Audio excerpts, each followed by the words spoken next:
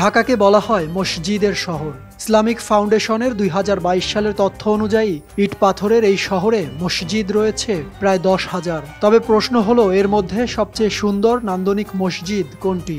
হয়তো আপনার মাথায় অনেক নামই আসবে, তবে এই মসজিদগুলোর মধ্যে বর্তমানে সর্বাধিক আলোচনায় মসজিদ আল মুস্তফা। বলা হচ্ছে এই মসজিদটির সামনের অংশ তৈরি হয়েছে কাবা শরীফের আদলে। আকর্ষণীয় মসজিদটির সামনের দিকে কালো রঙের মাধ্যমে ফুটিয়ে তোলা হয়েছে কাবা শরীফের আকৃতি। 6000 mAh ব্যাটারির one and only power master NextG N73। সোনালী রং দিয়ে লেখা হয়েছে আল্লাহ এবং তার প্রিয় বান্দা শেষ নবী হযরত মুহাম্মদ সাল্লাল্লাহু আলাইহি সাল্লামের নাম, যা দেখে মন জুড়ায় মুসল্লি ও দর্শনার্থীদের।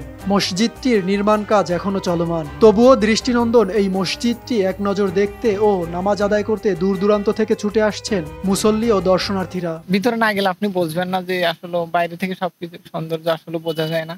এক কথায় অপরূপ। ভিতরে যায় নামাজ পড়ারও সৌভাগ্য হয়েছে।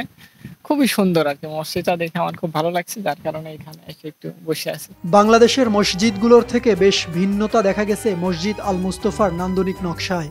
মসজিদের ভেতরে নামাজের সারিতে রাখা হয়েছে বেশ কয়েকটি বেঞ্চ, তাতে আবার রয়েছে ছোট কিছু শেলফ, যেখানে চাইলে মুসল্লিরা মোবাইল মানিব্যাগ রেখে নামাজ আদায় করতে পারবেন।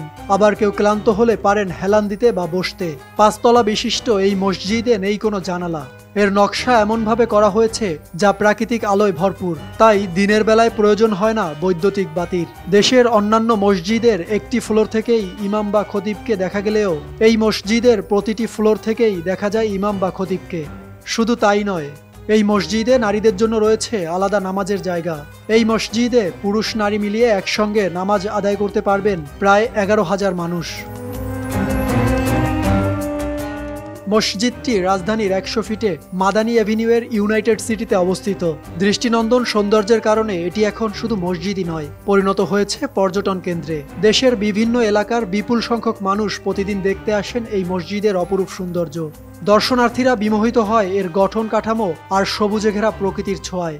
মসজিদ দিকে তো নাই আর কি, পরে এই মসজিদ মসজিদ আল মোস্তফায় রয়েছে দুটি চলন্ত সিঁড়ি, ঝাড়বাতি। চীন থেকে আনা হয়েছে মেঝেতে বিছানোর কার্পেট, লাগানো হয়েছে উন্নত মানের সাউন্ড সিস্টেম।